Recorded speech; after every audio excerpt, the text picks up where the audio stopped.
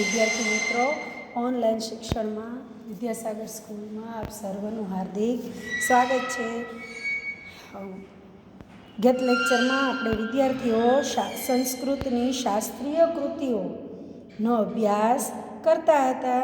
તો આપણને ઘણી બધી એવી માહિતીઓ અંદર આપેલી છે અને એના પ્રવર્તક અને સૌથી પહેલાં સંસ્કૃત ભાષા છે એ વિશ્વની પ્રાચીનતમ ભાષા છે જેવી ઘણી માહિતીઓ છે એ આપણે મેળવી હતી. તો ત્યારબાદ આપણે આજે એનાથી આગળ ભણવાનું છે. તો જ્યારે તમે આ વિડીયો લેક્ચર જુઓ ત્યારે તમારો પાઠ્યપુસ્તક પાના નંબર 107 અને એની પાછળ 108 બંને પેજ ઉપર છે એ શાસ્ત્રીય કૃતિનો પરિચય જોઈ શકશો. તો છેલ્લે આપણે એવી વાત કરી હતી કે મહાભારત કાળ સુધી તો ખગોળશાસ્ત્ર, ગણિતશાસ્ત્ર, રસાયણશાસ્ત્ર, ચિકિત્સાશાસ્ત્ર, વાસ્તુશાસ્ત્ર, ભૂગર્ભશાસ્ત્ર, માનવશાસ્ત્ર, અર્થશાસ્ત્ર, વાણિજ્યશાસ્ત્ર વગેરે અનેક શાસ્ત્રીય વિદ્યાઓના વિમર્શ કરનારા સ્વતંત્ર ગ્રંથો અસ્તિત્વમાં આવી ચૂક્યા હતા.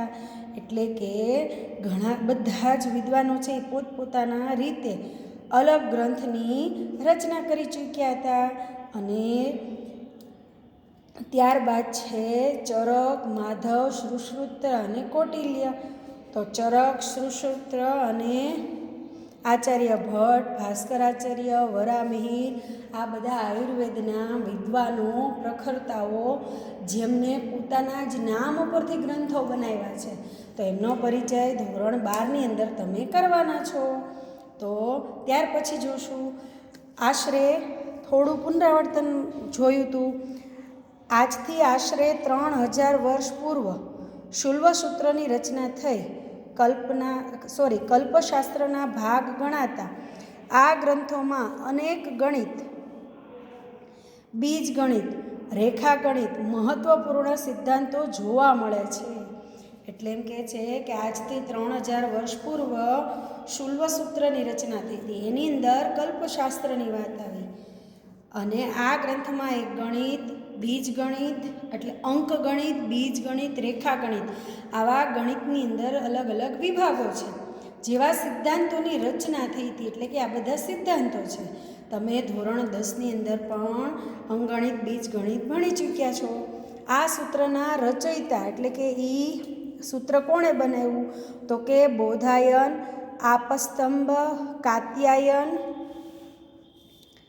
માનવ, મૈત્રાયન, વરાહ તથા હિરણ્યકેશી વગેરે આચાર્ય હતા. એટલે ઘણા બધા આચાર્યના નામ આપ્યા છે કે આ બીજગણિત, રેખાગણિતના સિદ્ધાંતો જે આપ્યા છે એમાં બોધાયન, આપસ્તંભ, કાત્યાયન, માનવ, મૈત્રાયન, વરાહ અને હિરણ્યકેશી જેવા આચાર્યો છે. આ રીતે વૈદિક કાળથી વિકાસ પામતા ગણિતને ત્યાર પછી આર્યભટ્ટ પહેલાં, ભાસ્કરાચાર્ય પહેલાં, બ્રહ્મગુપ્ત, મહાવીર, આર્યભટ્ટ બીજા, શ્રીધરાચાર્ય, શ્રીપતિ, ભાસ્કરાચાર્ય બીજા તથા નારાયણ જેવા અન્ય અનેક ગણિતજ્ઞોએ આગળ વિકસાવ્યું. એટલે વૈદિક કાળથી આ જે જ્ઞાન છે શાસ્ત્રીય એ આગળ ને આગળ વધતું ગયું. તો એમાં આચાર્ય ભટ્ટ છે એ પહેલાંય થયા અને બીજાય થયા, બ્રહ્મગુપ્ત થયા, ભાસ્કરાચાર્ય પહેલાંય થયા અને બીજાય થયા, શ્રીધરાચાર્ય, શ્રીપતિ એવા ઘણા બધા ગણિત તત્વજ્ઞાનીઓએ આગળ વિકસાવ્યું. એટલે આગળ ખેડાણ કરતા ગયા. પ્રાચીન કાળમાં ગણિતશાસ્ત્ર સૂત્રાત્મક શૈલીમાં રચાયું. સૌથી પહેલાં સૂત્રાત્મક શૈલીમાં આપણે જેવલા તમે દાખલા ગણતા હતા 10મા ધોરણની અંદર તો નહોતા સૂત્ર મૂકતા હતા અને પછી એના આધારે દાખલા ગણતા હતા. એટલે અહીંયા જોયું લખ્યું છે કે સૂત્રાત્મક શૈલીમાં રચાયું. પાછળથી તે વિવરણ સાથેના ગદ્યના રૂપાંતર પામ્યું.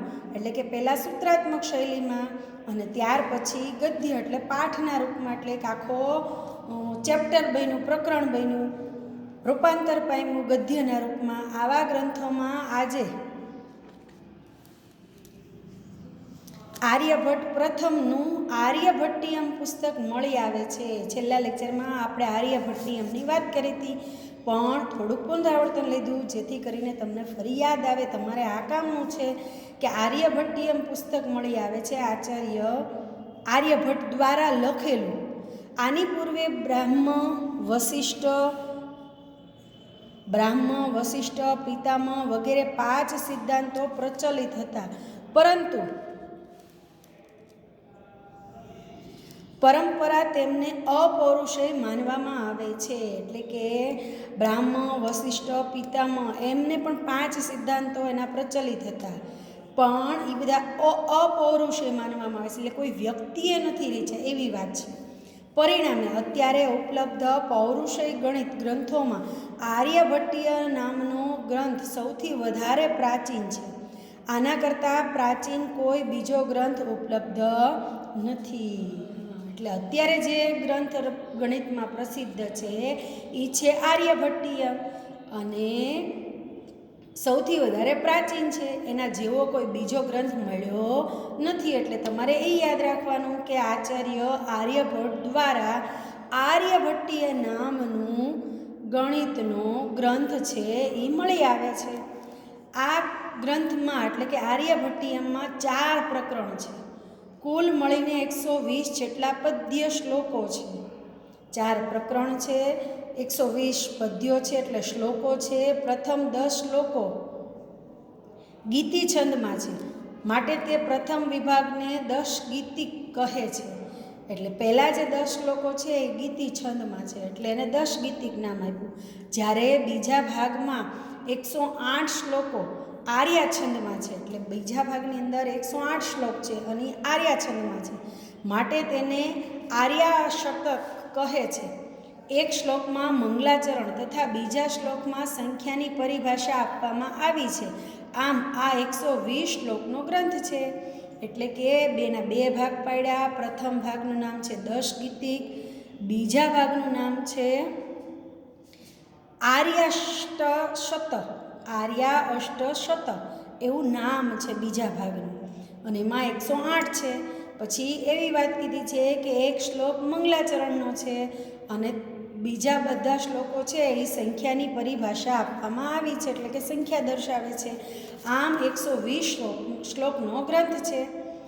એમ કહેવાય છે કે ગણિતશાસ્ત્રી આર્યભટ્ટ પોતાની 23 વર્ષની ઉંમરે આ ગ્રંથ રચ્યો હતો. આર્યભટ્ટના આ ગ્રંથમાં પ્રારંભમાં જ્યોતિષ વિદ્યાને ઉપયોગી ગણિતમાન કહેલ છે. એટલે કે એના પ્રારંભની અંદર શેની વાત કરવામાં આવી તો કે જ્યોતિષ વિદ્યાની. એ પછી 3 પાદ છે, જેમાં અનુક્રમે ગણિત, કાલક્રિયા, ગોલનો સમાવેશ થાય છે. ગણિત પાદમાં શુદ્ધ ગણિતના અંક ગણિત, બીજ ગણિત, ભૂમિતિ, ત્રિકોણમિતિ જેવા વિષયો છે, જ્યારે બાકીનામાં જ્યોતિષશાસ્ત્રના વિષયો છે. એટલે તમને અહીંયા એવું સમજાશે કે આર્યભટ્ટીય નામનો ગ્રંથ છે એની અંદર 3 ભાગ પડે છે, 3 પાદ છે. એમાં ગણિત, કાલક્રિયા અને ગોલનો સમાવેશ થાય છે, એવા નામ છે. પછી તમને એવું કીધું છે કે ગણિત પાદમાં શું આવે છે તો કે શુદ્ધ ગણિતના અંક ગણિત, એટલે અંક ગણિત, બીજ ગણિત, ભૂમિતિ અને ત્રિકોણમિતિ આવા બધા વિષયો આવે છે. એટલે કે એવી અલગ અલગ સિદ્ધાંતોની વાત છે. તમે ભૂમિતિ જાણો છો, બીજ ગણિત જાણો છો, અંક ગણિતના દાખલા જાણો છો, ત્રિકોણમિતિ એટલે શું, તો આવું તમે થોડું થોડું તો ભણીને આવ્યા છો 10મા ધોરણમાં. એવા જેવા વિષયો છે. જ્યારે બાકીના બીજા પાદની અંદર જ્યોતિષશાસ્ત્રના વિષયો છે. જ્યોતિષશાસ્ત્ર એટલે એક સરસ મજાનું કાગળ હોય, એની અંદર એક ચોરસ ખાનું હોય, એની અંદર 12 ખાના કરવામાં આવે, બરાબર. એમાં પહેલું, બીજું, ત્રીજું, ચોથું, પાંચમું, છઠ્ઠું, સાતમું, આઠમું, 9મું, 10મું અને 12મું એવા 12 ખાના હોય એક ચોરસનું. એને કહેવાય કુંડળી, એટલે એને કહેવાય જ્યોતિષશાસ્ત્ર. બીજી વાર તમારા હસ્તરેખાની વાત હોય એ પણ જ્યોતિષશાસ્ત્ર આવે. અને જન્મ ક્યારે થયો, કયો ગ્રહ હતો, શું હતો, એની એક આખી અલગ વિદ્યા છે, એક અલગ જ્ઞાન છે. મેં તમને ક્લાસરૂમમાં એકાદ વાર જણાવ્યું હતું. ફરી ક્યારે મળવાનું થશે ક્લાસરૂમમાં ત્યારે પાછી કહીશ કે એનો એક આખો વિષય છે, એ તમારા શોખનો વિષય છે. જે લોકોને શીખવું હોય તો એ શીખી શકે છે. એટલે કે જ્યોતિષ શાસ્ત્રના વિષયો છે એની અંદર શીખવાડે કે આ કયું ખાનું કેમ ગણવાનું, કઈ રાશિ છે, કયા નક્ષત્ર છે, ક્યારે કેટલો સમય હોય, ક્યારે કયો ગ્રહ બદલાય છે, એવી બધી વાત અંદર જણાવેલી છે. ગણિતશાસ્ત્રના બીજા પ્રાચીન ગ્રંથોમાં બ્રહ્મગુપ્તનો બ્રહ્મ સ્ફુટિક સિદ્ધાંત નામનો ગ્રંથ આવે છે.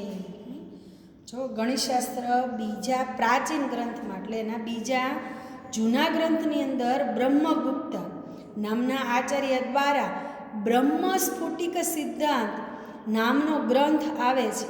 આ બ્રહ્મગુપ્ત ગુર્જર શ્રીમાળી બ્રાહ્મણ હતા અને ભીનમાલના નિવાસી હતા. એટલે કે એ શ્રીમાળી બ્રાહ્મણ બ્રહ્મગુપ્ત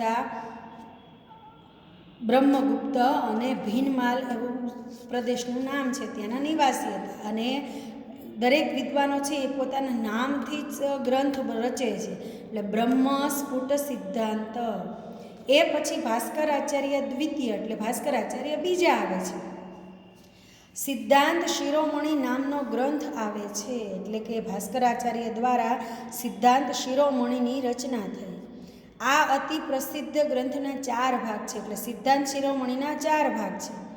લીલાવતી, બીજ ગણિત, ગોલાધ્યાય, ગ્રહણ ગણિત એવા 4 નામથી એના ભાગ પડે છે. લીલાવતીમાં કોની વાત આવે છે તો કે પૃથ્વીના ગુરુત્વાકર્ષણ સિદ્ધાંત. એટલે અહીંયા તમે વિજ્ઞાનની વાત કરી સમજી શકશો. ગુરુત્વાકર્ષણનો સિદ્ધાંત આવે છે ને એટલે જો એનો નિર્દેશ મળી આવે છે. લીલાવતી નામના ગ્રંથનો જે ભાગ છે એની અંદર પૃથ્વીના ગુરુત્વાકર્ષણ સિદ્ધાંતનો નિર્દેશ મળી આવે છે. વેદનું અંગ ગણાતા જ્યોતિષશાસ્ત્રના પ્રવાહ રૂપે આ રીતે એક બાજુ ગણિત વગેરે શાસ્ત્રના ગ્રંથો રચાયા તો બીજી બાજુ માનવ જીવનના 4 પુરુષાર્થો પૈકી એક એવા અર્થનો વિમર્શ કરનારા અર્થશાસ્ત્રના ગ્રંથો પણ રચાયા. જો એક એવી વાત કરી કે જ્યોતિષનું જેમ પ્રવાહ આગળ વધતું ગયું, ગણિત હારવાર આવ્યું, એવી જ રીતે શાસ્ત્રોના ગ્રંથો પણ રચાયા. એટલે આપણે ધર્મશાસ્ત્રની વાત છે.